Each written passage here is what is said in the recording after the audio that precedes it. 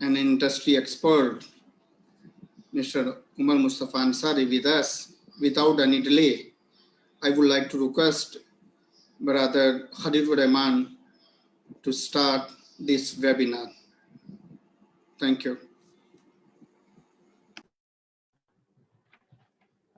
Thank you very much, Sir Zubair, for your kind invitation. أعوذ بالله السميع العليم من الشيطان الرجيم من حمزه ونفخه ونفسه بسم الله الرحمن الرحيم.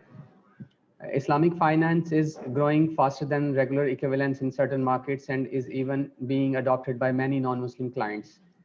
Islamic finance assets are currently worth $2.7 trillion worldwide and set to hit nearly $4 trillion by 2024. Keeping in view the exponential growth, standardization of Islamic finance is the need of the time. Standardization as a business practice is incredibly important because it ensures the best practices of the industry. Well, hear more. Let's meet Mr. Umar Mustafa Ansari. Mr. Umar is working at the Global Islamic Finance Standard Setter Accounting and Auditing Organization for Islamic Financial Institutions (AAOIFI) as a Secretary General, Accounting and Governance. Mr. Umar's key area of expertise is assurance and advisory services to Islamic financial institutions, including Islamic accounting advisory, Sharia audits, corporate finance advisory, structuring of Sharia compliant transactions, accountancy and financial reporting, Islamic finance training, financial modeling, risk management and development, and many more. He is also the author of 3 books on Islamic finance, along with a textbook on Islamic finance and capital market for the Institute of Capital Market, Pakistan. Umar is a member and ex-chairman of ICAP's committee responsible for development of Islamic financial accounting standards for Pakistan, and also a member of Insurance Committee leading the accounting regulations development for Takaful. He was a member of Securities Exchange Commission of Pakistan, SECP, Sharia Board, and part of the Committee for Revision of Takaful Rules, beside being part of several committees and task force of the State Bank of Pakistan. He is advisor to Saudi Organization for Certified Public Accountants on Sharia issues concerning IFRS adoption. He has contributed several articles in various journals, newspapers, and conferences. He is also a regular trainer and speaker on various forums on the topic related to Islamic finance. Mr. Muhammad Umar Mustafa Ansari, welcome to the AlHuda Sahib Forum to share your insightful information on the importance of AAOIFI standards adoption in Islamic finance industry. Thank you very much. Thank you, Brother Khalil and Brother Zubair. Assalamu alaikum wa rahmatullahi wa barakatuhu. Rabbi shrah li sadri wa yassir li amri wa hlul uqdatam min lisani yafqahu qawli. Ladies and gentlemen, Assalamu alaikum wa rahmatullahi wa barakatuhu. This is actually a great pleasure for me to be here with you in today's session on a very important topic. At the outset, I would like to thank Brother Zubair Mughal, Brother Khalil, Sister Shagufta, and whole team for coordinating this very important event on a very important subject. Brother Zubair's and AlHuda's efforts in terms of awareness of Islamic finance are unprecedented. We believe at AAOIFI that organizations like AlHuda and their collaboration with AAOIFI is significantly important for the growth of Islamic finance, particularly with regard to awareness in the newer markets.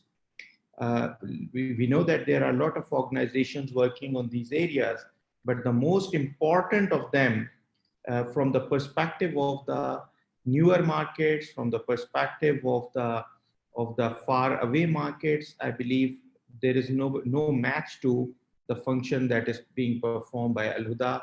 Allah bless Brother Zubair and his whole team for this great initiative that they are doing.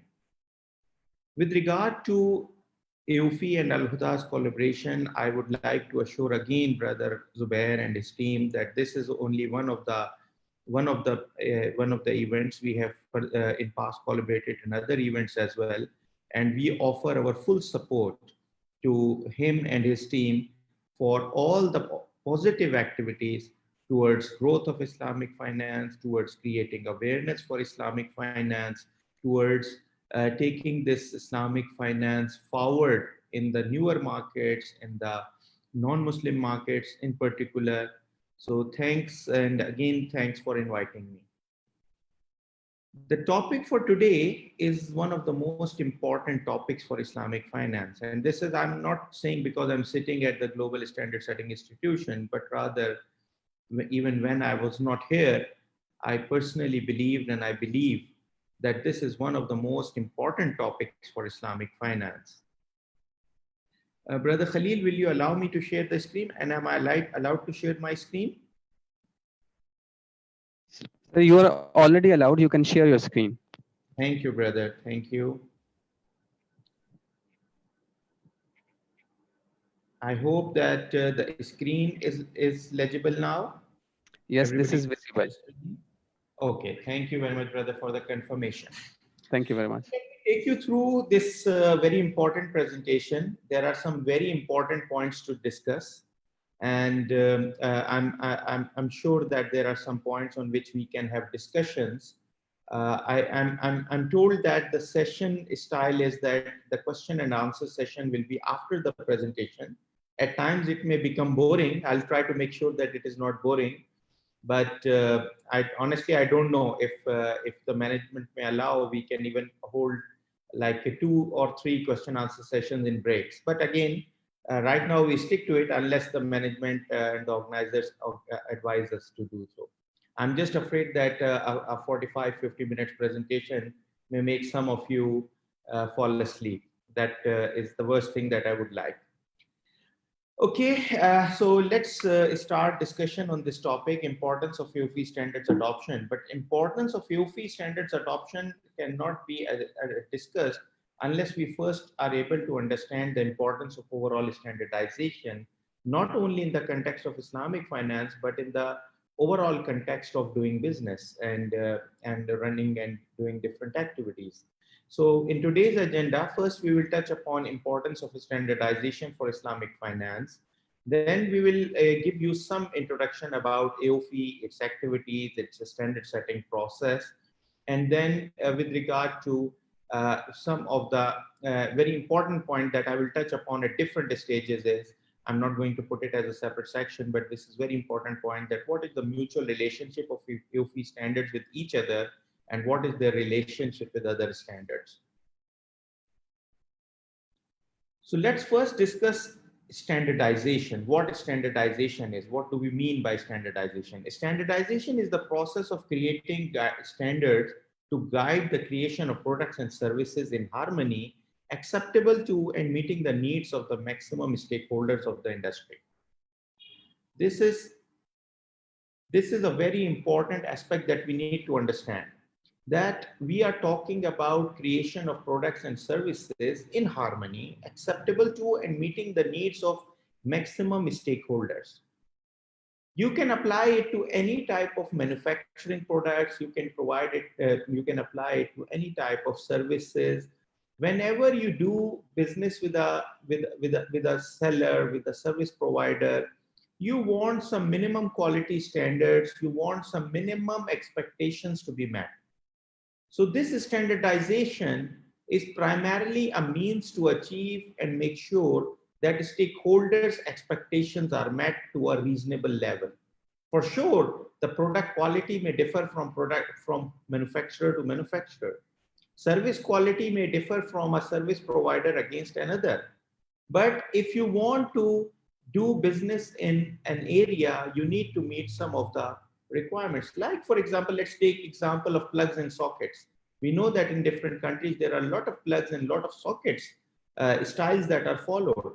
But even those in those countries or in regions or at a global level have some standardization. You cannot put 2-pin plugs always at different sizes, because if you develop plugs on different sizes from the industry, it is quite possible that they don't fit in the sockets which are commonly available in the houses. So this is just a very, very vague example, but we need to understand that this actually gives us an idea about how the things become important with regard to standardization. When we come to services, it is equally important. When you say that you are getting a specific kind of service from any type of service provider, you always have some expectations in your mind. And there has to be some harmony in that, and there has to be an expectation of a minimum service benchmark, a minimum service quality, a minimum service delivery that you would be having in mind whenever you deal with these service providers. So this applies to some segments more than others. Any segment that has more impact on human lives, individually or collectively, would need more standardization. For example, when we go for the pharmaceutical industry, there might be much more significance of standardization with regard to the production processes, with regard to the selection of chemicals and selection of the base materials, with regard to performing testing of the same. So we need to understand that with regard to individual and collective life and its significance with regard to the service being provided, there are a lot of aspects which require standardization. So this we are generally talking about in the journal context, like there should be consistent quality, there should be equivalent to other comparable products or services in the same industry. They should meet the industry expectations from that perspective of different stakeholders, not only one set of stakeholders, not only for shareholders for making money, but it has to be considering multiple stakeholders. Standardization focuses on the product creation process, operation of business, technology in use, and how specific compulsory processes are instituted and carried out. And this is the same thing that would apply to a product. This is the same thing that would apply to a service.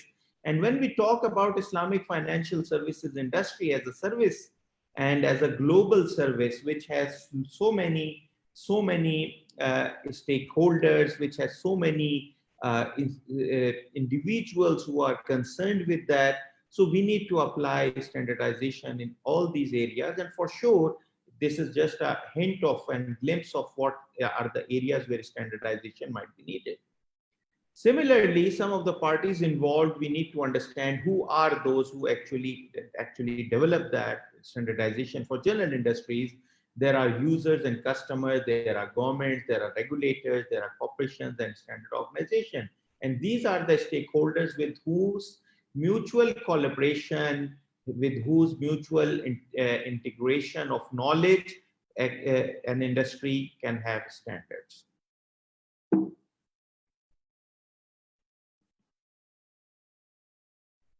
What are the core objectives of standardization and how these are relevant to Islamic finance? For me, it is very important to identify, when we want to discuss this subject, it is very important for us to identify what are the general standardization needs and how they actually come correlated to Islamic finance. So these are the main objectives, and then we can discuss what is the impact of different objectives for Islamic finance industry. And particularly when we talk about AAOIFI's context, we will be discussing this thing later on in details. So let's take example again. Whatever I am discussing in this presentation, it's a very vast subject. So whatever I'm discussing in this presentation might not be a complete list of things, but it would be giving you a fair idea about what we are talking about. So first is the safety of the processes and appropriate risk management. People may have different views in mind, but to be honest, for me, most important of aspect with regard to the standardization, what is the maximum and the biggest benefit of that is safety of the processes and appropriate risk management. This is, I would say, for sure, all the objectives that we are talking about, they are all important, but this one is the most crucial one. The processes should be safe. The processes, for sure, in different industries, safety may mean something different. For Islamic finance industry, the safety may include Sharia compliance, and it may include the safeguard of money of the stakeholders. But for a pharmaceutical industry, it may be with regard to the safety of the workers as well as safety of the users. So there, the connotation of safety and appropriate risk management may be different in the context of different type of industries and different type of organizations. But we need to understand that this connotation of safety and appropriate risk management remains the most crucial and the fundamental part for standardization. And as I mentioned, it applies Islamic finance in the same manner. For sure, it's the processes. When we talk about processes, we are talking about the processes to be kept in line with Sharia, the processes to be kept in line with the prudent business practices, and for sure, appropriate risk management from all the perspectives, including the conventional perspective vis-a-vis the Islamic finance specific perspectives. For example, the Islamic finance specific risks related to Sharia compliance, related to additional fiduciary responsibilities, the unique risks of Islamic finance that we normally talk about, the rate of return risk, equity investment risk, displaced commercial risk, when we talk about them in the context of Islamic finance. The second part is uniformity of processes. The uniformity of processes may be considered as some people may consider it as a hurdle as well. But actually, when you talk about the whole industry, the uniformity of processes improves overall industry benefits. For sure, if you can improve your processes and if you can make more, particularly in the production industry, but in the IT industry, if you can improve your processes and you can take them one step ahead from the other market players, you can have a competitive advantage. But at times, these competitive advantages come at a bigger risk to other stakeholders. So this uniformity of processes is very important, and particularly when we are talking about institutions like Islamic finance industry, you need to understand that this uniformity of processes, making sure that the transaction is executed in line with proper rules and principles, the processes are followed in the most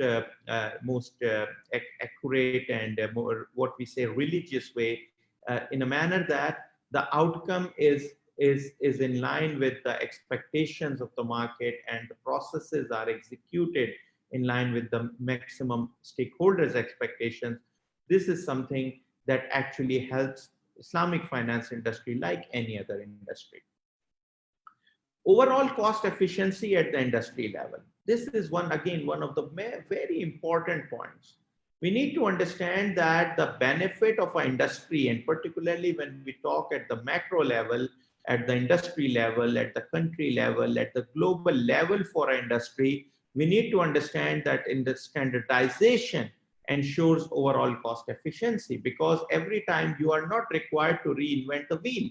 You have all the good processes available for you, and these processes are available. These are published. These are tested, tried, implemented.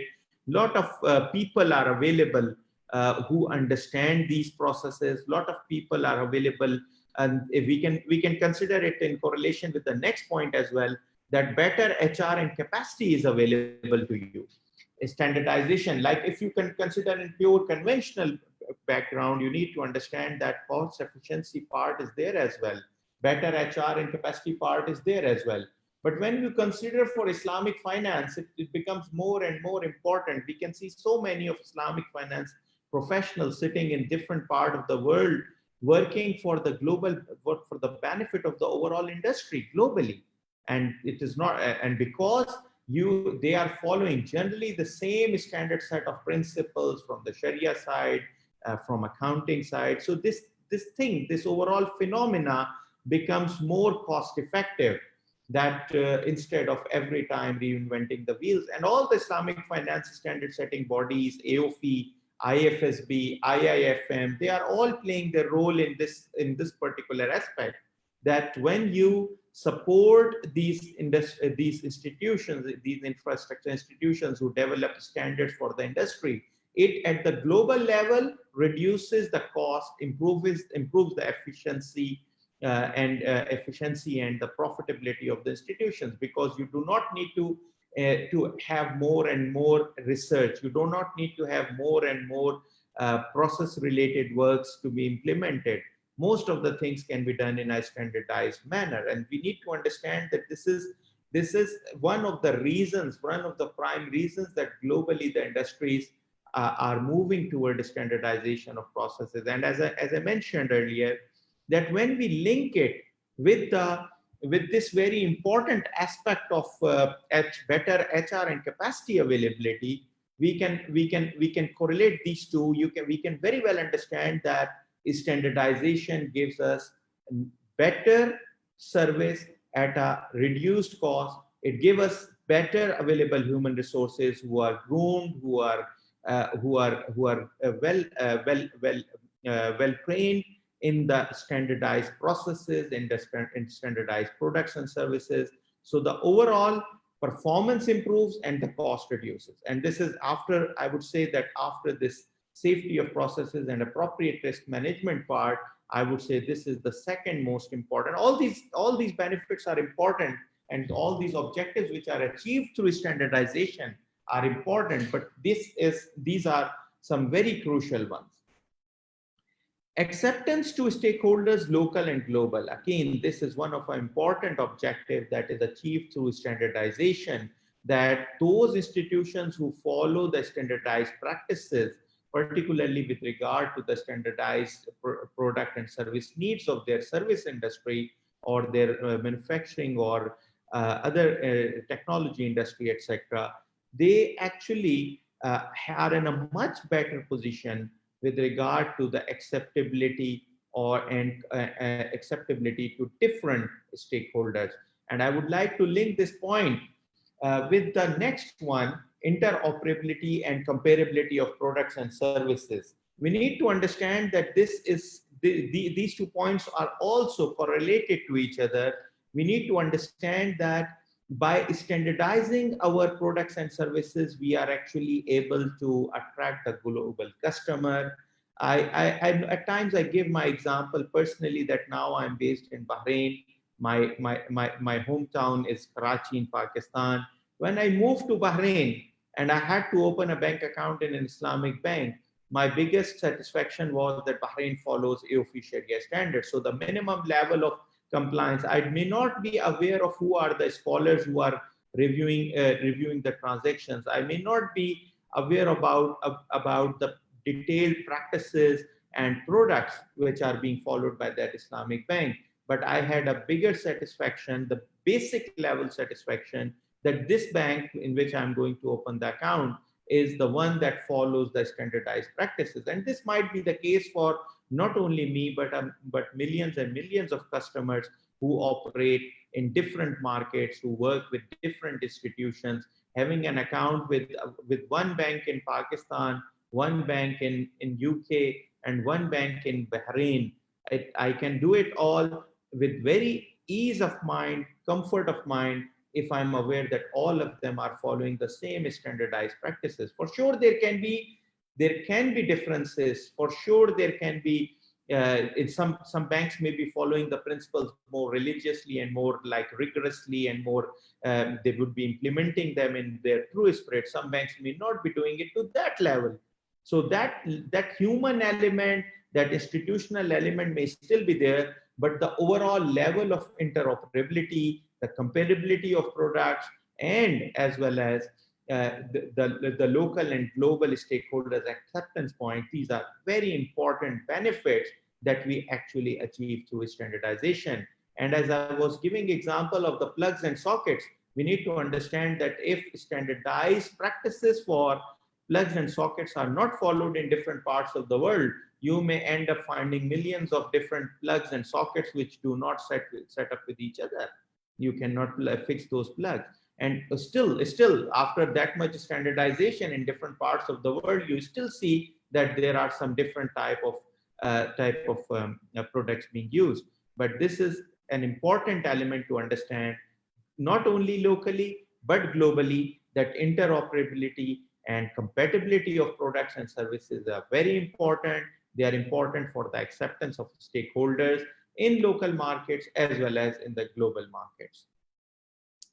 Another very important issue is a benefit of this standardization is quick response against issues. When you have the documentation properly of standardization available, when you have published standards available, when you have published practices available, when you have tried and tested professionals who are working with those standardized practices, the response against issues is quick. Every time you come up with a new product, you develop a new computer software, you start a new product, every time you will have problems on the troubleshooting. But if you are following the standardized practices, the troubleshooting becomes much, much easier. We need to understand this point that troubleshooting or issues response is very, very crucial, and its significance, I would say its significance increases when we are working in a new age world where everything is going quick. Now, if you have standards available with you, and if you have a customer coming to you and asking for a discount, standard has an answer to that. Customer wants to early settle the receivable and customer wants to have a discount. The standard has an answer. If you have standards available, the answer is quick. You can answer him now. But if you don't have standardized practices, you might need to refer back to respective Sharia boards, respective parties, regulators, and whatnot. I'm just giving a very simple example, but we need to understand that this is maybe the most simple of the examples of issues coming in. But we know that like other industries, like other service sectors, Islamic finance is complex, or rather at times it becomes more complex because of involvement of so many layers of Sharia compliance and governance and all that. So in those situations, the quick response is very, very important. And we need to understand that standardization helps us in troubleshooting the matters on a priority basis. It makes us, it enables us to make sure that we are able to respond to the issues and troubleshoot the issues as soon as possible. Building the reliance of the stakeholders on the industry. To some extent, it has some significance, and some, like we discussed about the acceptance of stakeholders part. This is an extension to that, that when generally stakeholders start accepting some market practices, when they start working with the market, with the service providers on a standardized basis, this eventually helps significantly in building the reliance of the stakeholders on the industry. It is the next step of product acceptability. So the first part is the product acceptability, process acceptability, from a service acceptability from the perspective of the stakeholders. But now we are talking about the reliance that stakeholders have on the overall industry. That reliance has to increase and shall increase through this one. Overall growth of the industry, for sure, it will help in overall growth of the industry. All these steps, when you see the cost efficiency, better HR, building reliance, quick response to the issues, safety of processes and appropriate risk management, they all help in overall growth of the industry. Next point is allowing entry of new players at acceptable cost. This is a huge advantage. I can tell you this is a huge advantage if you have standardized practices, standardized products, standardized contracts, standardized process flows, standardized guidance with regard to the transactions and structures and products and services. You can well understand that the new entrants in the market can come up with a very acceptable cost level, and this fact may be further supported by the better HR and capacity availability, that because of the standardized practices, because of the standardized principles, you can allow entry of new players at acceptable cost. On a lighter note, let me share a joke. At times we say that a lot of countries that are war areas or which are war struck adopt AAOIFI standards. We have a lot of examples like Iraq, Afghanistan, Libya, Syria. So there are so many countries actually that are adopting AAOIFI standards. But we need to understand that one of the biggest advantages that these countries and their regulators actually see in adopting AAOIFI standards they feel that they are saving time, they are saving cost, they are saving effort. They don't have good HR available within their own resources. So instead of doing all the work again, instead of reinventing the wheels, they feel it much more comfortable in adopting the globally acceptable set of accounting, Sharia, auditing, governance standards as being issued by AOFI. So this is also very important, not only at the institutional level, that a new country, a new company or new bank, new takaful company, new capital market player coming and following AOFI standard, that is also cost saving, and that is also enabled by the standardization. But the bigger part is, I would say, that the newer countries, they can adopt, even those countries who are not overall Muslim countries, or if they are Muslim countries but they are secular constitutionally. So these countries can also easily adopt and easily introduce Islamic finance for the benefit, for as a business proposition. For sure, we all know that Islamic finance is a business proposition as well. So they can come up and offer the Islamic finance products and services at a very, very acceptable cost by adopting and referring to the AOFI standards. And again, I would like to touch upon one aspect, which is the extended aspect of the risk management part, avoiding industry level systemic risks. If you have a good practice of standardization, you are in a much better position to address the systemic risk at the industry level. I would say it applies locally and it applies globally as well.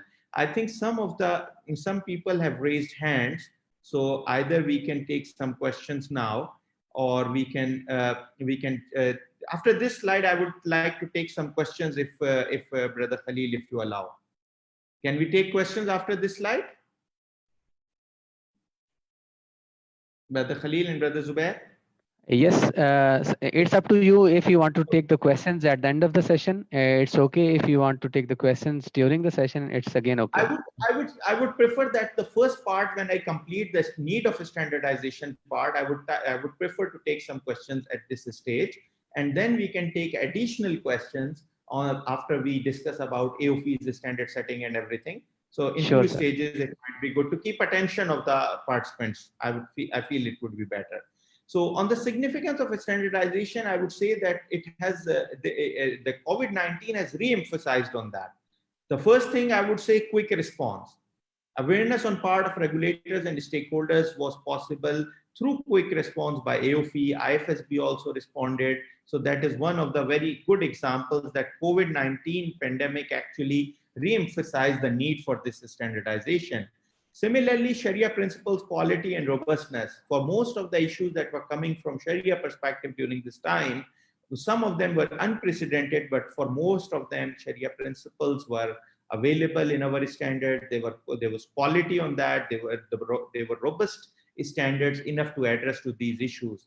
Similarly, on the accounting side, there were a lot of treatments with regard to the government intervention, the regulatory intervention, and we had available, most of them were already available in our standards. Although we provided a response, we explained some of the requirements of our standards as to how they shall be applied in these times, but we were not in a need to revise any of our standard or to issue a new standard. Rather, our standards were already addressing that. Consideration of the stakeholders from Islamic finance perspective, like unrestricted investment accounts, PLS depositors, etc. is with us. Readiness for future losses, FAS 30 we had issued. Technical reserves, our standards required them. So there were a lot of issues. These are just few examples that actually re-emphasize the need for standardization. Similarly, on the good governance and ethical principle suitability, our standards emphasize on maqasid al-Sharia, which become more important in these times. Good governance roles are defined already, and we further explained through our statement from the AOFI Governance and Ethics Board. Ethical practices, fairness, transparency, and upholding values are already part of our requirements, but we have actually re-emphasized on them through our statement. But what we believe and what we were able to convince our stakeholders, that this COVID-19 has re-emphasized, this pandemic has re-initiated the need for standardization of Islamic finance at the global level. Those who were standardized properly were in a much better position to address these issues as compared to those institutions and those regulators who were not following that. So at this point, I would say that this is the first section of my slide on the discussion. One important aspect I would like to say, it's not part of my presentation, but before I take questions, I would like to say the biggest argument against standardization is that standardization kills innovation. For that, I have two quick answers. Number one, this is just a vague argument that standardization kills innovation, because normally innovation is not killed by standardization. It is killed by inappropriate risk management, inappropriate planning, inappropriate governance, inappropriate following the processes and rules. So innovation is more killed by these things rather than standardization. Standardization actually inculcates and supports innovation within risk managed environment rather than in a speculative environment. So that is part one. Part two, we need to also understand that in standardization globally, including the AAOIFI's standardization and most of the good practices of standardization, is principle-based, not rule-based. When we say principle-based standardization, it means that it allows reasonable level of flexibility to be able to come up with new products and services within the same standards available. One more example I would like to take, the third part, and the example I would like to take here is with regard to specifically Islamic finance, where we have seen so many people who actually they say Islamic finance is not allowing product innovation and all that. Particularly AAOIFI standards or these standardized rules are not allowing it. We have seen this thing several times and we discussed, and sometimes actually I ask them a question, counter argument. I say, okay, we may not be allowing some of the innovation that you wanted, but for example, we have standards available on Musharka, Mudarba, Wakala. So many standards are available. How many products you have launched on that? Unfortunately, in the context of Islamic finance, we have seen that innovation is considered to be mimicking of further conventional products. The real innovation is in coming up with a transaction which is nowhere there even in conventional. If you want to come up with those type of innovation, I can assure you that AAOIFI standards and other standards related to Islamic finance provide full support for that. But if you are saying that for you, innovation means that you just want to copy another conventional product and apply it as an Islamic product and call that, okay, it's a new Islamic finance product, I say that it's not the real innovation, because it's already copying. In essence, it is already copying another transaction from another institution. So this is one of the aspects that I would like to re-emphasize in the specific context of Islamic finance, that if you want the real innovation, I can assure you that the standards are providing significant room for the real innovation through banking as well as other type of services. But if you want to say that your concept of innovation is linked with copying new conventional products and coming up with a new Islamic finance product based on the same structure and skeleton of the conventional product, I would say, yes, this is standardization to some extent, actually, to some extent, not completely.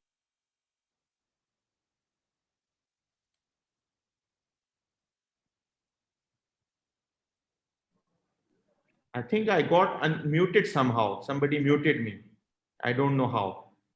Okay, Brother Khalil, with your permission, I will take some questions now. Sure, sir. Okay. One of the question is from Dr. Jubrail from Nigeria. Yes. He said, he asked that how does AAOIFI standards affect product price? Brother Dr. Jibrail, eventual product price is always dependent on the cost that you are incurring. So the administrative cost and the product development cost that we are talking about is significantly reduced. How it is reduced in case of standardization? is because you are able to find out people who are actually able to deliver goods and services in line with the standardized practices. They are available in a larger number. They are available at adequate price. So this overall standardization eventually help you in streamlining these costs, which can impact you significantly. One of the biggest argument against Islamic finance that we have seen, that every time they say your sukuk is expensive as compared to conventional bond, because you have so many agreements and so many times lawyers and experts and scholars and rating, they all are involved, they take more fee. This is just one example, but eventually if you see, standardization can help significantly in reducing all these costs, because now in case of standardization, the level of effort that may be required every time would significantly reduce, and you can use the standardized structures to save time and cost. Eventually, for very large institutions, this cost may be minor, but you would appreciate that particularly for the new entrants and for the smaller institutions, these costs are significant, and these actually result in, and particularly in the newer markets, these result in significantly high costs. So standardization is helpful for everybody, but more for the newer entrants, more for the smaller institutions, more for working in the places where significant human resource is not available. Brother Khalil, which other questions you would like? The next question is from Mr. Muzaffar Nizamidov. I would like to invite him. Please ask your question from the presenter. Assalamu alaikum wa rahmatullahi wa barakatuh. Wa alaikum assalam, brother. First of all, thank you so much, Doctor, for your presentation. My pleasure. I am representative of Islamic Corporation for the Development of Private Sector. Definitely, I think our organization is also a member of AAOIFI. Yes, the whole group, yes. Yeah, I have two questions, please. The first question is related to the training of Islamic finance. We face sometimes, different training companies. They provide trainings, but in the trainings also the understanding of the products in different way, and in the end it will lead the banks or participants to understand in different ways. So will it be possible also to standardize the training globally? I think there was also one proposal from Ethica Institute from the United States. Also, they were proposing the same. This is the first question. If you allow me to answer this one first, Brother Muzaffar, if you allow me to answer this one first quickly. AAOIFI offers its own standardized training programs and fellowship programs as well, which I will touch upon towards the end of my presentation. And secondly, we have recently talked with our education board. We have our internal education board to come up with some accreditation planning. We may come up with that. There is another institution called FAA, Finance Accreditation Association Academy Authority by the Malaysian Central Bank and Malaysian Securities Commission. We talked a little bit with them as well, that we can come up with something. So we are offering our own training programs. We call them capacity building programs, and we also have training partners around the globe. We have some universities integrating our programs in their programs, as well as we are becoming part of some programs by providing them quality assurance and background support. So multiple avenues we are applying in this area, and for sure we believe there should be some standardization. There must be some accreditation mechanism. We have done initial work on that. We will inshallah be doing some work in future further on that. In the meanwhile, our own programs are, however, available. Yes, Brother Muzaffar, your second question, please. The second question is that, as we know, for instance, the AAOIFI has its own standards, and plus in Malaysia, they have their own standards. So in those standards, and is it because of the school of thoughts, or madhabs, or other different let's say, I mean, behind this difference between the standards? Brother Muzaffar, with regard to what others are doing, we cannot respond to anything. But for AOFI, what we do, we make sure, I was going to discuss this point later, but let me mention it now. We make sure, number one, we have enough representation from different schools of thought, mazahib within Islam, number one. Number two, we make sure that we have enough representation of the type of scholars with regard to their past experience, like somebody coming from the more takaful background, somebody coming from academic, somebody coming from pure religious teaching background. Then we make sure that we have enough representation of Islamic financial institutions around the globe. We have enough representation of central bank Sharia boards or the regulatory or central Sharia boards. So in the overall Sharia board, we make sure that we have very good presentation. Then there are some committees formed under the Sharia board. In these committees include scholars from around the globe. So putting this all at one place, I would say that we try to make sure that we take enough input from different schools of thought, from different backgrounds, from different knowledge sources. And then when we develop the standard, in a lot of standards, you will find that if there is a room and the board feels that there is a room and both views coming, like, for example, one view coming from Hanbali and one coming from Hanfi, and both are strong enough, so we allow both of them in our standards. But we cannot take responsibility of what others are doing, because at times the standard setting process and the fatwa related part may differ from person to person. Even a lot of our accounting and governance and Sharia standard go through long debates, and at times you cannot convince everybody. Then you need to come up with the most suitable solution which is acceptable to all.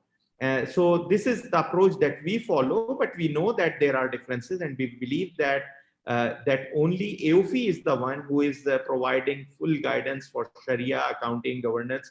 For governance, we are working with IFSB as well on the mutually overlapping areas, but there are some areas where we are working much more in detail as compared to IFSB or any other body.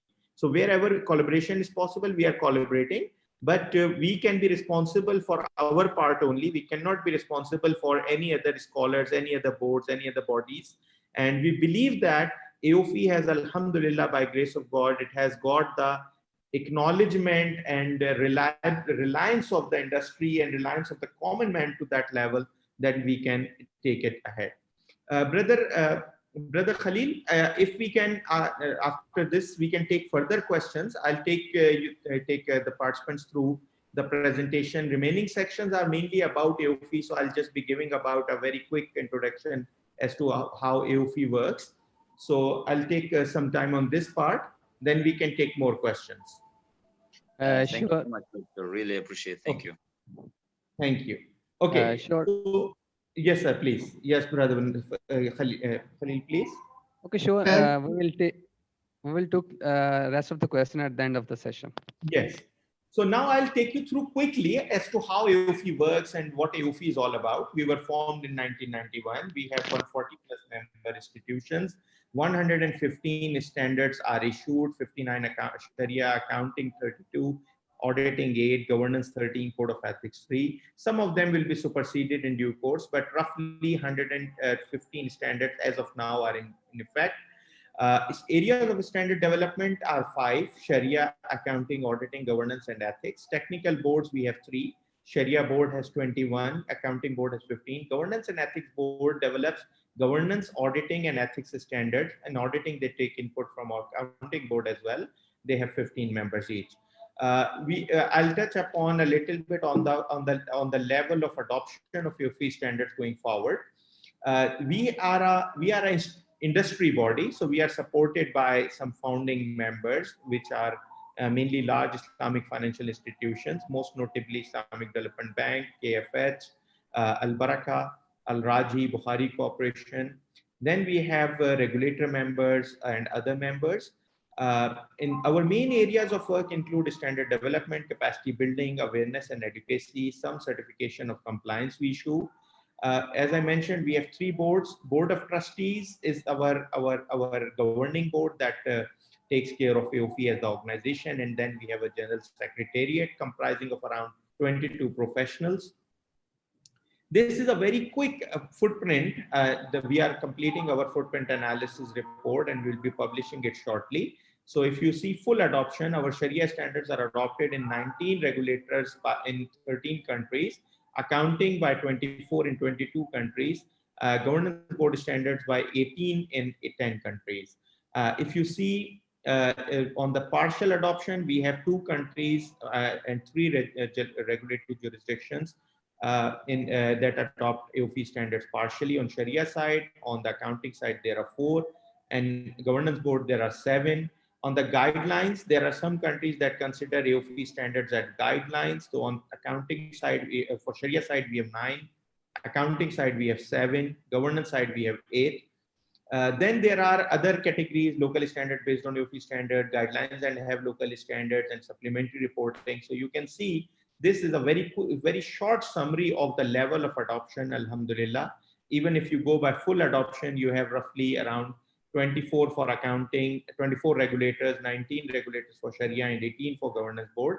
Alhamdulillah, it is not enough, but it's still a good achievement, alhamdulillah, against the work that we have been doing in past many years, on a very hard work that we have been doing.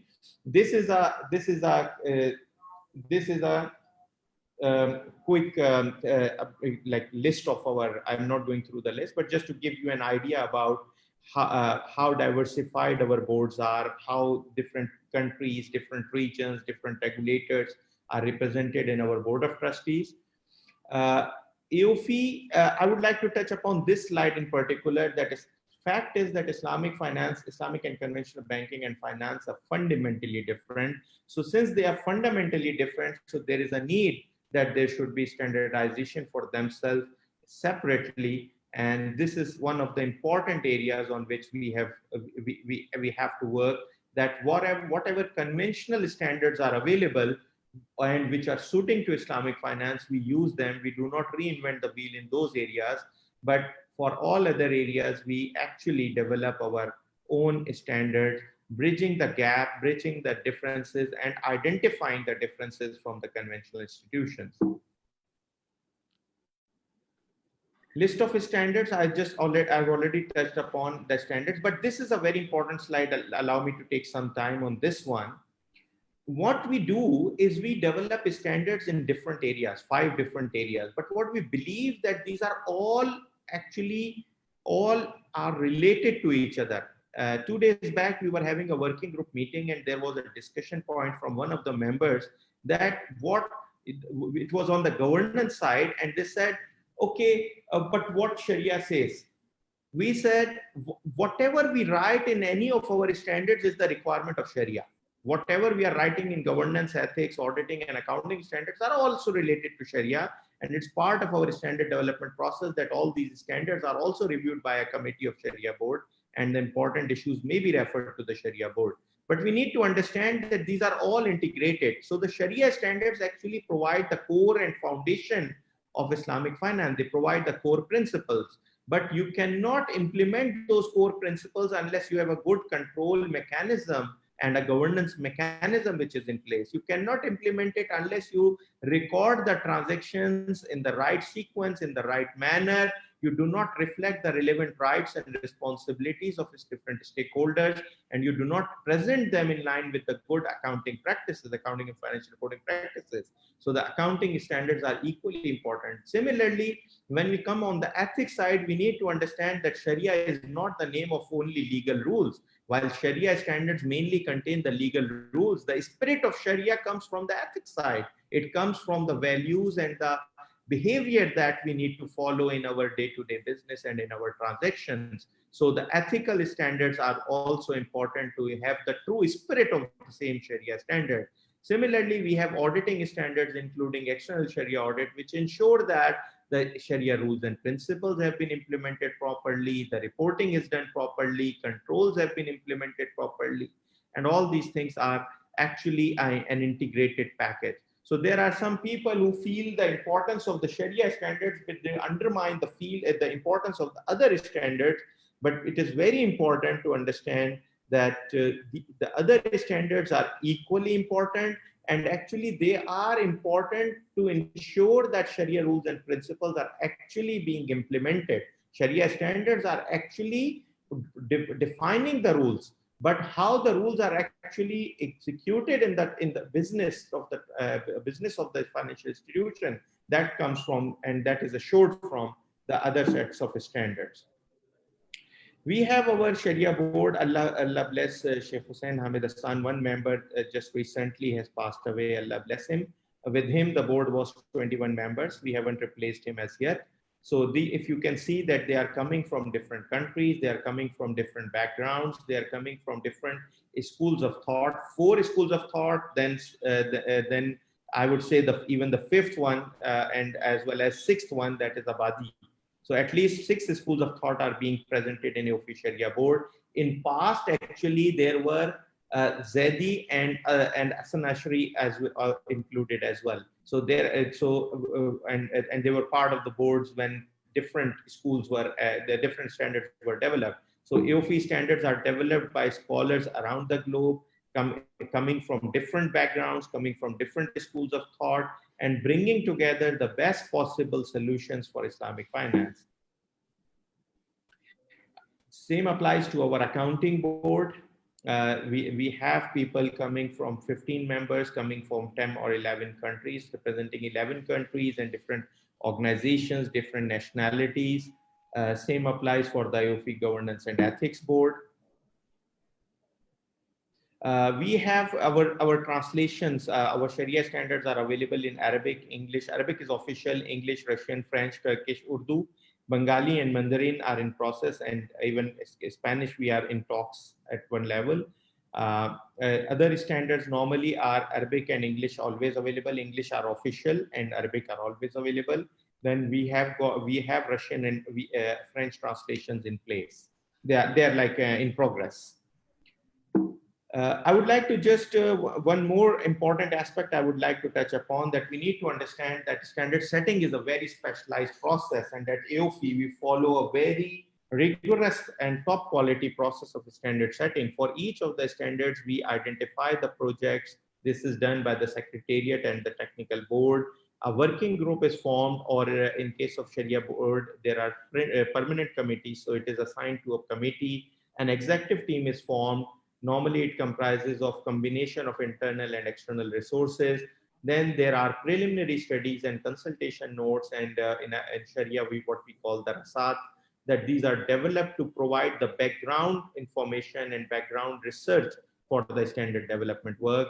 If necessary, there are one or more workshops and roundtables conducted at this stage, if necessary, not always, because it depends on how much input from the industry is needed at this stage. Industry input is always obtained in the later stage, but at this stage, at times it is needed. Then a draft standard is developed, and which is reviewed by the technical board, and the exposure draft is issued to the market. Exposure draft is reviewed by our Sharia board, Sharia committee, as well as there are public hearings conducted. A new initiative we have taken, that there will be a review of exposure draft by public interest monitoring consultative committee as well. We are in the process of formation of such committee now. After all these comments obtained, the final standard is then again reviewed by the working group and then taken to the technical board, accounting board, or governance board, or Sharia board, after which we issue the final standard. This normal process takes no less than 8 to 10 months and up to 3 to 4 years in going through all the process. Public hearings are at times conducted up to 8 or 9 public hearings in different parts of the world to make sure that maximum input is obtained, in addition to the written comments which are obtained on the exposure drafts. So this is a very rigorous process that we follow for standard development work. Then we have our capacity building awareness support programs. We have our certified Islamic professional accountant program. We have certified Sharia advisor and auditor program. There are 33 exam centers in 26 countries that are actually handling these exams. We have other publications as well, like for the research for Sharia standards have been published separately. Why international financial reporting standards are not sufficient for Islamic finance. We have published a a conceptual study on that part. For last 2 years, we are publishing, 3 years, we are publishing a 6-monthly journal, JOIFA, Journal of Islamic Finance Accountancy. 4 issues have been published by now, and the next one is in pipeline. Every year we conduct two global conferences on Islamic finance, and these conferences are actually the flagship events for Islamic finance globally, where you can see the most senior people coming in, most important institution taking part of it. And in addition, and now we have started from this year, we have started the online conference as well. Inshallah, we'll be doing this thing in future as well. So I have quickly taken you through the activities of AOIFI, and now we can take more questions, particularly with regard to any questions that we have. How much time I'm available, but it depends on the organizers, how much time they want to allocate to further questions, because I'm available anyway. So we can handle as much as questions that we can. So Brother Khalil, back to you, please.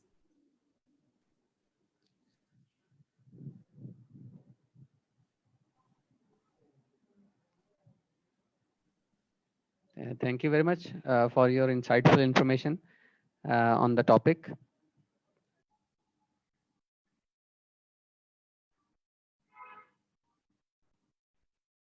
Brother Khalil, I cannot hear you, sir. Yes, Brother Umar Mustafa Ansari, thank you very much. Should we start the question answer session or? Sure, please. Okay. Brother Umar, basically this webinar is also broadcasting in Facebook Live and YouTube Live as well. So we have a couple of questions from Facebook and YouTube as well. But what we will do, we will take some question from here, and then we will take some question from the Facebook Live as well. Now I request to Mr. Tijani Muhammad to have his question.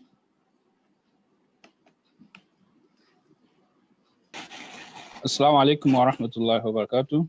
Wa alaikum assalam. Thank you so much, Sheikh, for this wonderful presentation. It's quite amazing. Please, my question or my comment goes to the issue of product that has. Initially, there are some issues maybe down here in Nigeria. There are some colleagues, for instance, who are in conventional system, who want to understand, get more understanding on the product of Islamic banking and other related Islamic finance products. But unfortunately, they do not understand the Sharia perspective of what I'm trying to say, that the products.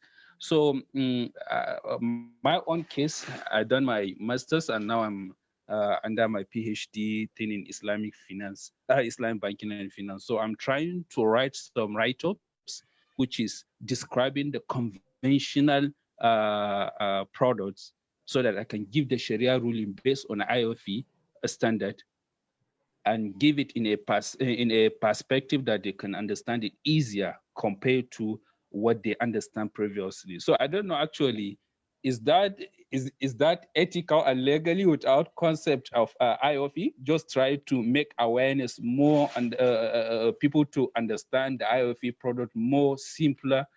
That's my question and comments too. Brother Tijani, I hope you understand. Brother Tijani, AAOIFI is there to help the industry. We are trying, if we charge money for our standards, this is just to keep this work continuing, because this work needs to continue. But at the same time, we are trying to make sure that we make everything available for free. So to be honest, we want to make available everything free. So now you need to find a solution for AAOIFI to be able to run its operation. We don't want AAOIFI to close down because it's unable to get money. And at the same time, we do not want the functions and the objectives not to be achieved because of any strict actions from AAOIFI. So AAOIFI generally never takes an action unless we believe that somebody may be taking a commercial advantage of our name or of our logo. So if only in those situations, we actually write to those organizations who we feel are taking a commercial advantage of our name and logo.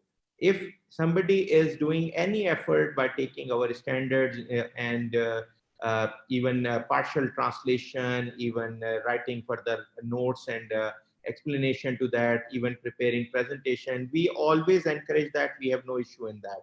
So it applies to anybody till the time somebody wants to take the commercial advantage, commercially exploit AOIFI's name and commercially exploit AOIFI's logo. Only in those situations we actually raise an objection. So this is like a general rule. Whatever you do, you are always welcome. Inshallah, we are trying our level best that shortly we will be making the soft copies of all standards free, inshallah. So that the reason is that awareness and availability of standards is more important, and for sure in the process we need to make money enough for our survival, our continuity of operation. So inshallah we try to keep a balance in that, but shortly all our standards will be available online free of cost, inshallah. Thank you. Thank you very much. Now, Mr. Muhammad Miran, please ask your question. Actually, the question was, is there any difference between the standardization and harmonization? Okay, at times these words are used in a common way, but actually standardization includes harmonization. But complete harmonization, I would say, is a stricter word. Standardization may have may have principles, and principle mean that they can give you some flexibility and reasonable level of harmonization. But a complete harmonization at times does not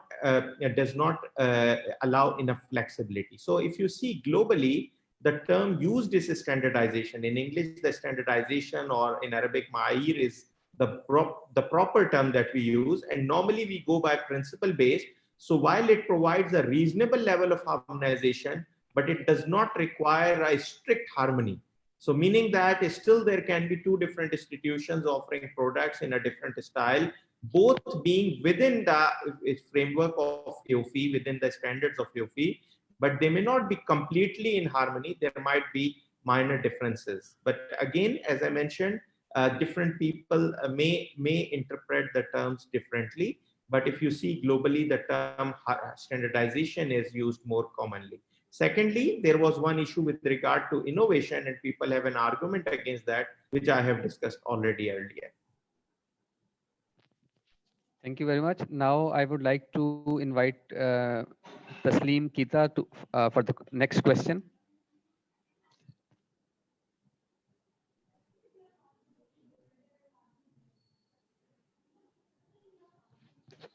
Yes, please, Taslim Kita.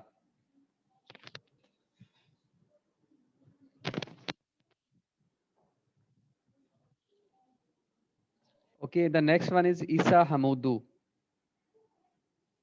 Brother Isa Hamudu, please ask your question.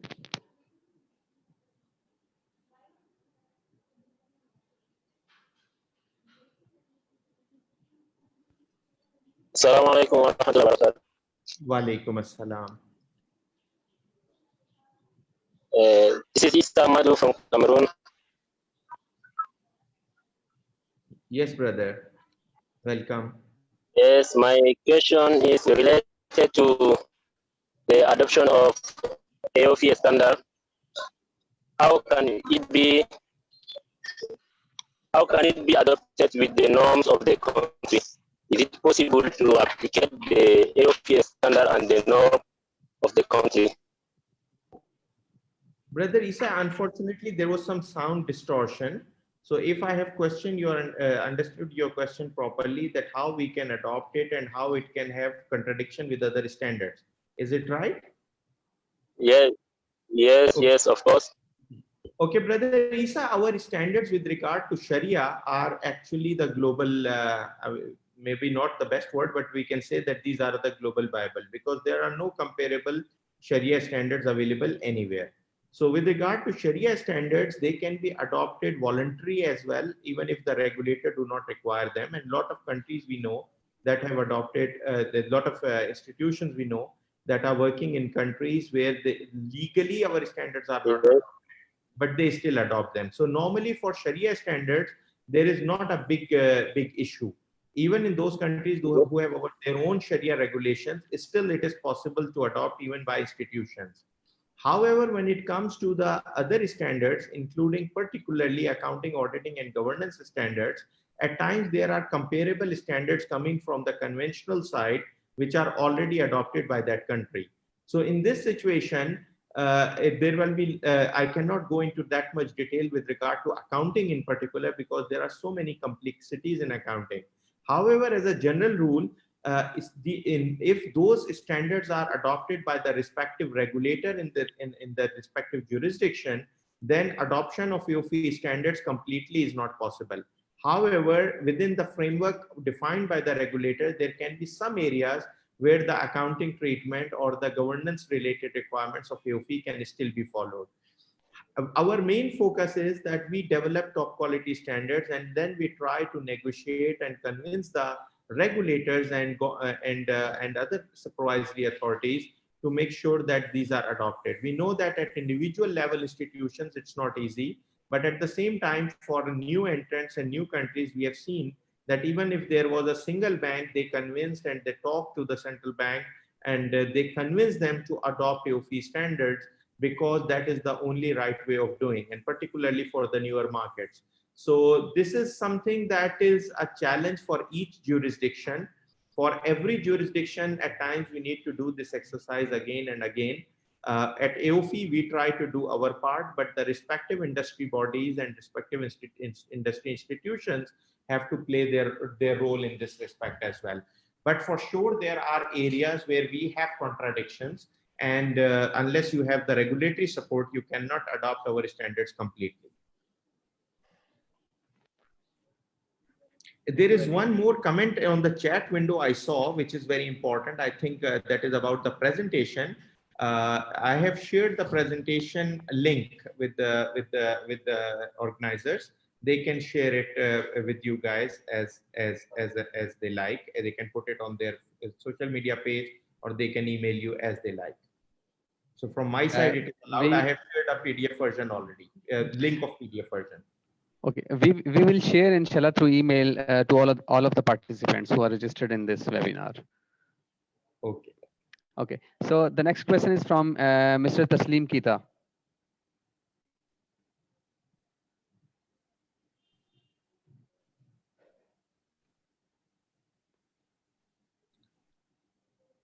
Unfortunately, I can't hear. If the question is written as well, we can take it from the chat window.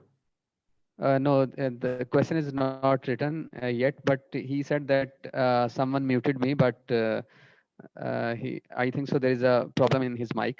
So we should take next question from Abba Alifa. Please ask your question.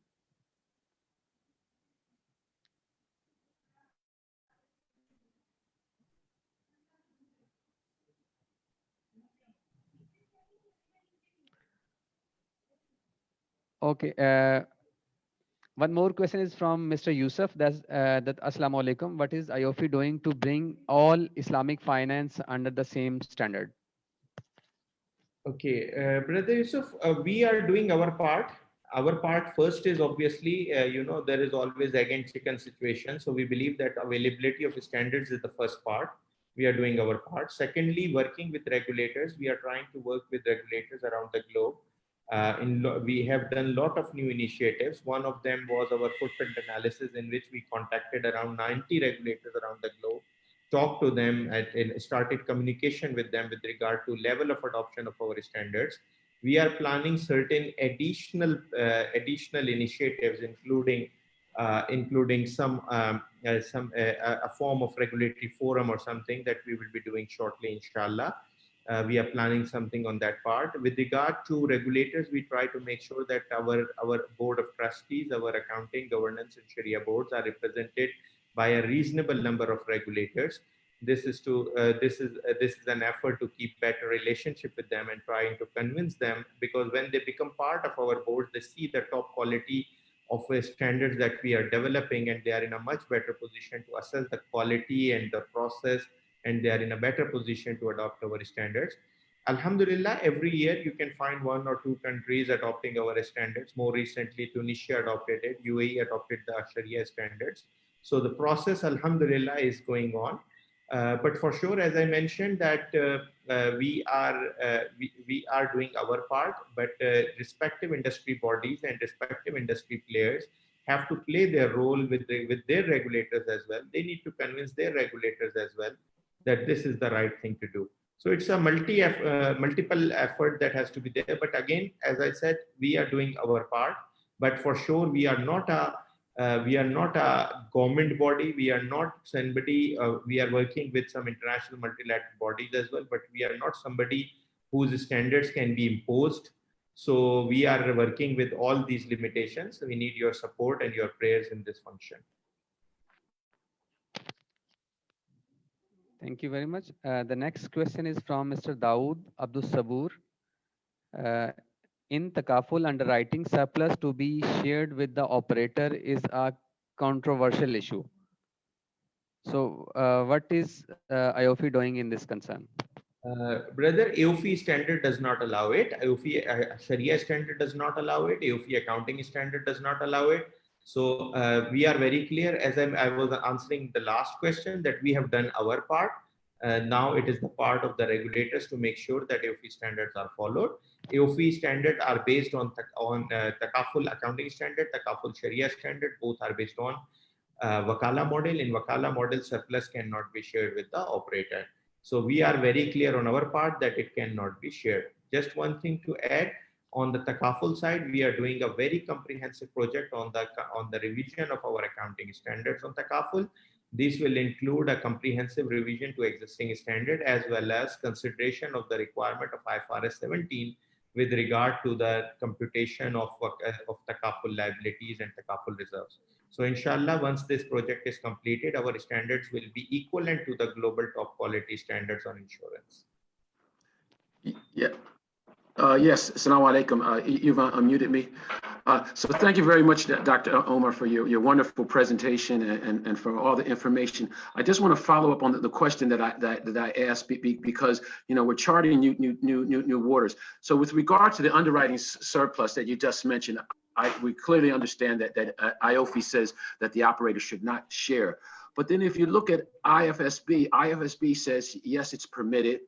Okay, and then because in my work as a consultant, I'm working with new players who want to get into the market, and in some of these jurisdictions they have no Takaful regulatory framework. But if you look at some of the other countries, for example, Nigeria, in their guidelines they say yes. Pakistan clearly says no. Oman, in their regulations, they say no. And then they have other countries, like for example Kenya, in their draft regulation, they're silent. The reason I mention this because this is at the heart of the model. This is a very important thing. And so I just want to hear what your advice may be. Of course, as we know, AAOIFI I consider AAOIFI above all of these, and AAOIFI says no. What's your opinion? What's the advice that I should give to the folks that I talk to when they ask this? And I say, well, it's somewhat controversial. AAOIFI says this, IFSB says something different. Some of the countries are on one side, others are. Can you give us some advice on that? Brother Daud, thank you very much for this explanation to your question. And actually, I would say just 2 things. Number one, La yukallifullaha nafsan illa wusaha. We are bound to do what we can do, and we cannot take the responsibility of others. So this applies to AAOIFI as well. We have very limited resources. Once we develop a standard, we have no power, no teeth to get it implemented. So what we write in our standard is very clear what the right thing is to do.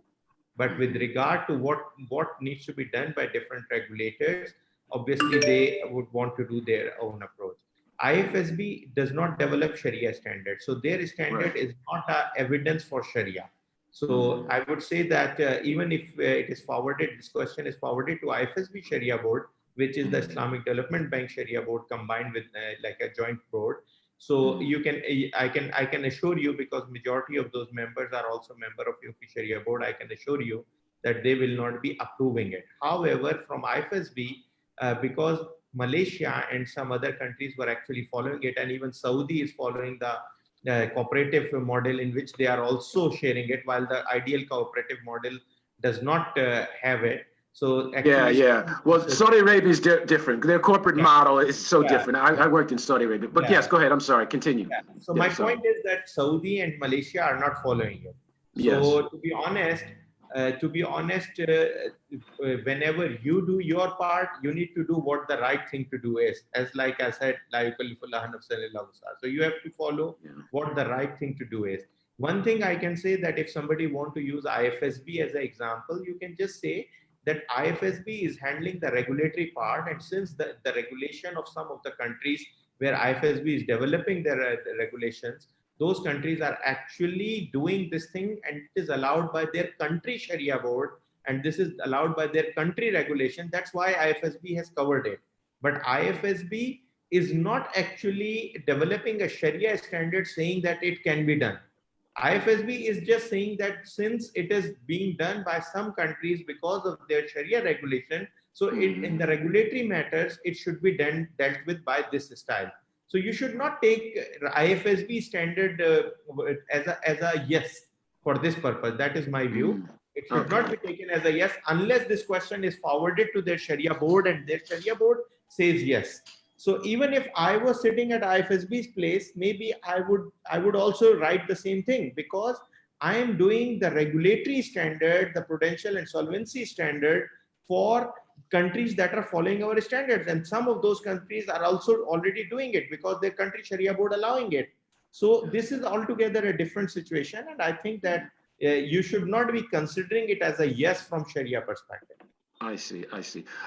So I won't take much of your time. I'll follow up on an email with you because I think that, especially for those new countries that don't have any regulation at all, what I would like to is just find out a little bit more about the argument, and then I can say, okay, these are both sides of the argument, and then you, as the new players in the market, you need to decide which course of action you think is better for you. I think that's the better way. I have just written.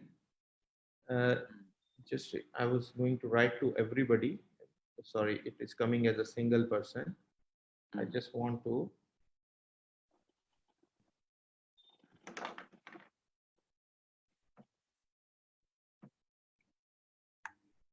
Sorry, I actually wanted to answer, but somehow my chat window is limited to one person right now. I don't know why. Brother Khalil, you can provide my email address to all participants. They can send email for any explanations or queries that they need. I will respond them, or I'll forward them to other colleagues in my organization. So I was just sending it, but somehow it's not giving me an option to send to everybody. Thank you very much for your time. And this email address, it's oansari@aofi.com. I have just written it on the window, but somehow it's not going to everybody. So you can just share it with everybody. We can respond to further questions when we receive them in writing. Thank you very much for your time. Thank you. Assalamu alaikum. Wa alaikum assalam. So the next question is from Dr. Hima from UK.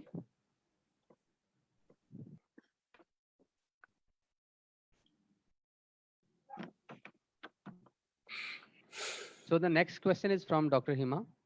Yeah, Brother Umar, Assalamu alaikum. Wa alaikum assalam. How are you? Alhamdulillah, brother. Alhamdulillah, thank you very much. All right, first of all, let me thank you, because AAOIFI is doing a very, very great job to lay down the foundation for the industry.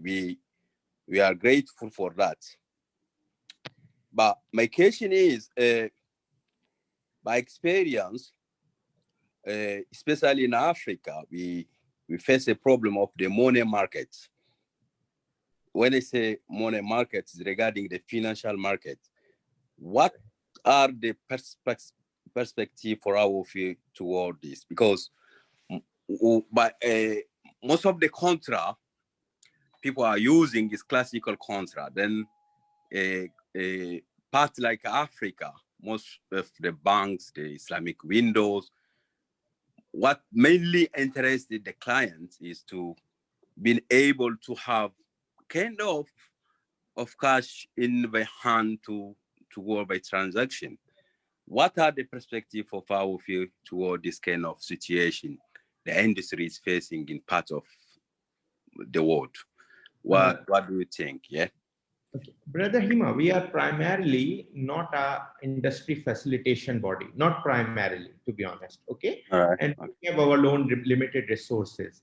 So our main function, 99% remains limited to standards development, then its implementation, then relevant capacity building.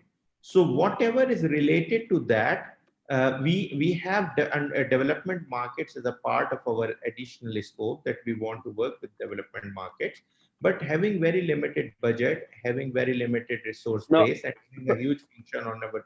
Sorry, brother Omar. I think my question have not been understood very well. What I'm trying to say, what are the in terms of perspective? I'm talking about regulation, because part of Africa is not. When I'm saying money market, what are the regulation now we are trying to make the way in the dealing the banks or the microcredit, microfinance, or any institution which is Sharia compliance is trying to use a kind of money market, because we know most of the contract is service based and money based from the client. Now we need to have a kind of contract or regulation which will have some kind some part of the world which people can using a cash issue. I don't know what AAOIFI is thinking about it, but not, I know AAOIFI cannot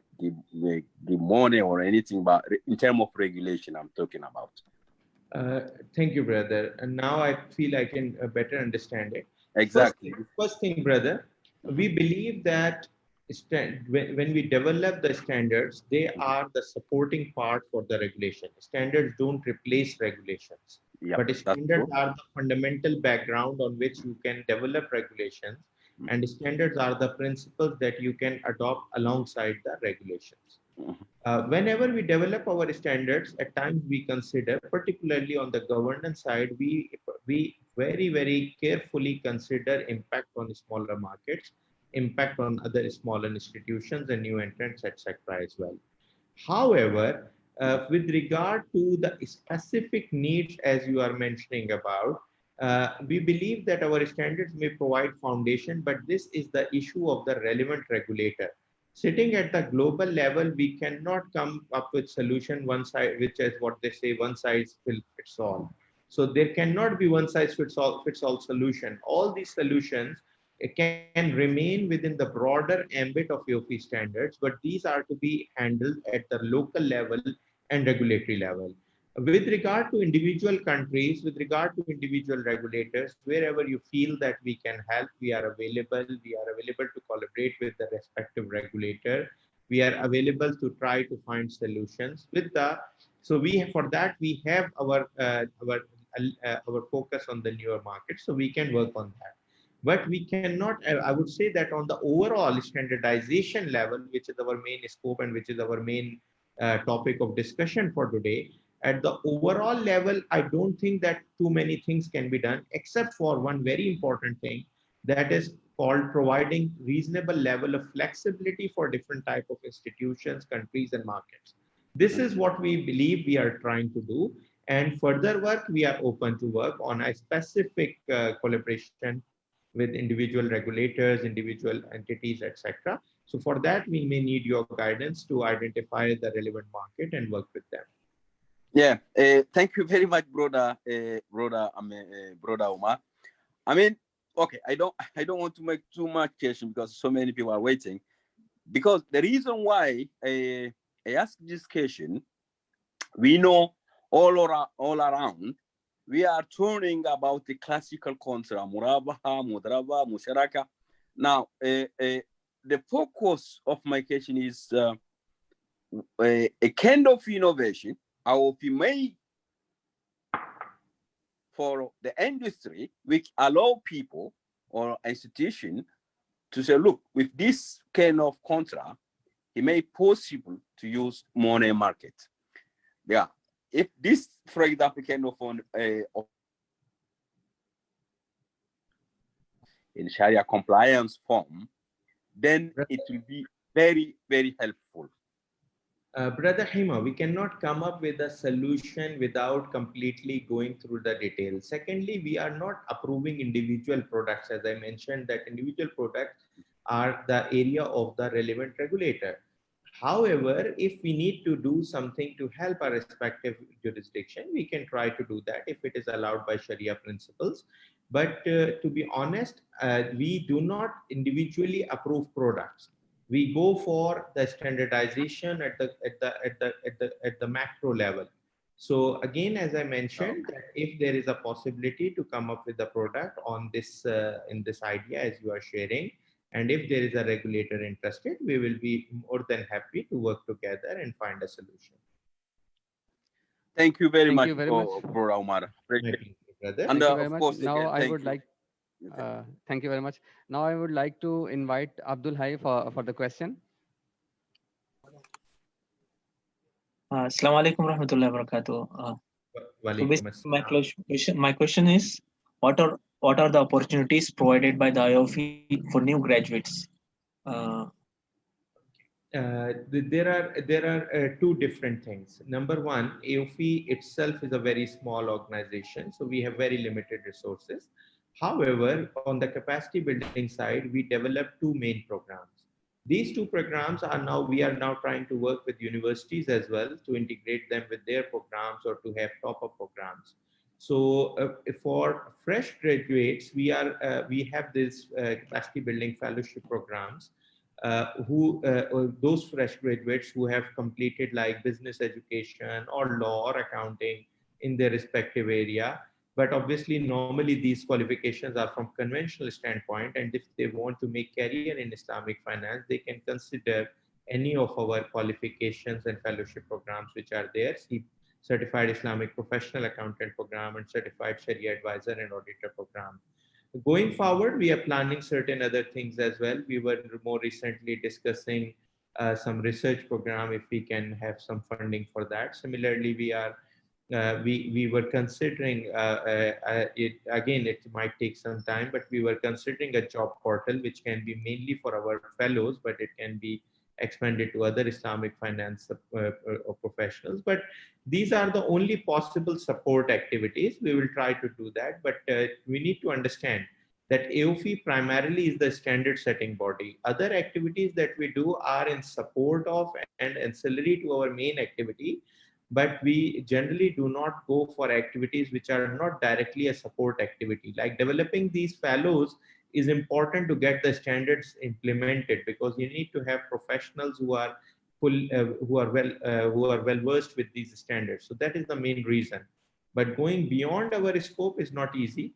For the developing markets, we have offered some discount in our programs. And there are some universities also with whom we have gone for like some discounted programs. So we have normally for developing markets, our fee structure is considered expensive because our cost is based on top quality materials that we got developed, and our place of operation is Bahrain. So our costs are based on these factors. But for the development market, we have come up with significant discounts and scholarship programs. So these are available without any, I would say that without any sort of conflict. These are available on merit, but for sure our resources are limited. So these discounts and these scholarships are limited in number. Thank you very much. So the next one is Mr. Fairana. Assalamu alaikum warahmatullahi wabarakatuh. Thank you very much for your insightful and knowledgeable presentation. My question is, you were talking about like IFSB, and there are some challenges regarding to the region-to-region regulators. So do you also base your standards on the conventional standards as well, apart from the Shia standards? Brother, what we do, if there is a conventional standard which is suited for Islamic finance as well, we will never develop a standard. For example, on the accounting side, there are fixed assets, property, plant, and equipment. So generally the standard on property, plant and equipment is okay. There might not be any significant Sharia issues. I'm aware of very minor one or two issues, but generally there are no significant Sharia issues in that standard. So our decision is we do not reinvent the wheel and we do not develop a standard again in this area. But with regard to financial instruments, their financial instruments are different from our financial transactions, Islamic finance transactions. So we developed multiple standards in these in different for different products, and then impairment credit losses and own risk commitments, and then sukuk and shares and similar instruments accounting. So we developed multiple standards because there were minor differences or at times significant differences from the conventional transactions. Either there was a Sharia issue or there were the characterization or the characteristics of the transaction was different from the conventional transaction. So this is our main approach, that whenever we have, for sure our Sharia standards are purely for Sharia transactions, but for the accounting and governance and auditing, etc., we develop our standard when the conventional standard is not appropriately addressing Islamic finance. But we do not reinvent the wheel, and we do not just say that, okay, they develop 10 standards, we will develop 10 standards, same, just copy paste, and then we come up with some different rules. No, rather we just develop standards where they are genuinely needed. With regard to IFSB, surely IFSB is an Islamic finance body. We had some overlapping area with them, mainly related to governance. So for more recently, we have worked with them and decided to work jointly on Sharia governance framework. So there will be one Sharia governance framework as a joint project, and then there will be more, inshallah, joint projects as well. Some of our standards might be superseded by this joint standard as soon as it is completed, but other standards, particularly the ones in which we discuss the process and things in detail, they will continue, inshallah.